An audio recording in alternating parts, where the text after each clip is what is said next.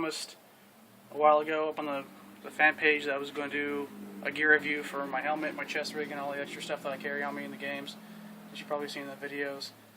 So today, we're going to do all that. I'm going to start off with my my helmet here. Where to start? The base helmet was like an Emerson or something like that. It's one of those base jump helmets. It was like 60 or 70 bucks off of eBay. And then I painted it this weird camouflage color. It works good with multicam. It was just a base tan. And then we'll go over all the stuff. In the back is one of these, I think Toy Soldier makes these. They're those little counterbalance pouches. I don't carry anything in here, and I used to be able to put batteries or something in here, but I don't. It's just for looks, like most stuff in Airsoft. What else we got? All the rails and stuff came with the helmet, along with the mount. That's all molded in there. It works pretty good. Well, it's got all this stuff on it, but it's an Airsoft helmet. The only gripe I have is that this, if you tighten this on your head, sometimes it'll tighten and then kind of go back a little bit. But I mean, who cares? It's not no big deal. That's the stuff I added to it. Inside of it, I have my Z Tactical headset. That's wired through it, like everyone does. That works really well. The earpieces. The headset itself works really great. Never had any issues with them. The only issue I have is that the batteries, once you put the batteries in there, it's on till it dies. There's no off button. So most of the time I put the batteries in there for a game and I forget about them and they're dead the next game. And then they're not so muffling that you really need them on anyway. It's cool if you want it, but those are stood up. I know a lot of people said they have issues with them. I've heard some people say they got them and they didn't work right out of the box. Like if they got audio on one side and then radio transmissions to the other side or whatever, but I think these were like 70 bucks off of eBay, 60, 70 bucks, something like that. And so far, no issues. Those are connected with I forget the name of these mounts. These are like another 25 bucks off of eBay to mount them to the rails. And then on the backs here, I have the Smith Optics. Let's see here. The Smith Optics little bungee retention things. Really cool little addition.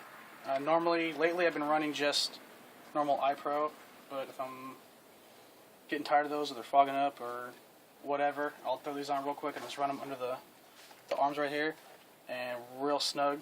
These are actually the revisions that were issued to me. Another cool thing about Airsoft is, for me anyways, getting to use a lot of the stuff that I used when I was deployed. Besides, I don't mount anything else. I don't put lights or anything on it. The only other thing that I did was my contour that you see almost all the videos are shot from. I shot from this. This is actually Velcroed to the ear cup.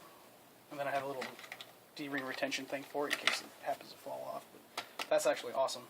I wish the normal headsets just had a rail you could mount on there or whatever, but the little Velcro thing's really cool. On the front, my IR flag, rifleman patch. Up front, I have a pair of PGS 18s. Yeah, 18s, 20s, whatever. These are actually a pain in the ass.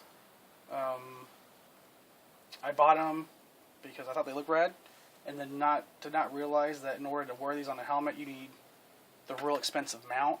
I have the actual $100 and something, I forget the name of the company that makes this. There is like a $25 one out there. Do not buy it. They literally snapped apart when I tried to pop these into them. Like that. I opened the box, and then it actually took me longer to open the box than they lasted out of the box, which sucked. So you have to actually buy the real Intuos mount or something like that. But you get what you pay for. It's a really nice CNC metal mount. I did get you notice they have the red lenses. That's the kit from like Toy Soldier or EB Airsoft. Makes a little red lens kit. And then you just,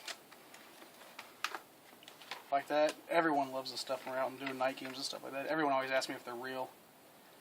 And I say no. I try to play with them down like this. It's kind of tough because of all the, when I try to put the red lenses on there, I actually got some glue on the inside of it and it made it dirty. And I'll wear it just for looks for people, for the wow factor. That's about, I forget the name of this mount is, but it's, if I would have just paid $20 for a pair of PVS 14s, it would have been fine. But I had to buy a $25 pair of 18 or 20s and then pay $107 just for a mount, just to put it on my helmet. I did not realize that.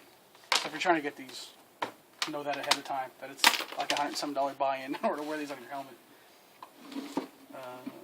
That's basically it for that. If I'm not wearing this, I'll normally just wear like a baseball cap, and then I have the Z Tactical little bungee mic thing, the real operator looking stuff, and that works really great. I don't wear this all the time, mostly in field games and stuff like that. But that's it for this. Most of this, I think I bought 90% of this shit off of e-bike, except for the mount I think I got off eBay or something like that. And then everything else I bought off e-bike. The nods, I think I bought off of, I want to say EB Airsoft or whatever. They got some actually really good shipping. I know they're in China or whatever, but ordered some stuff a couple days ago, and it only took about a week and a half. So that's it for my helmet or whatever.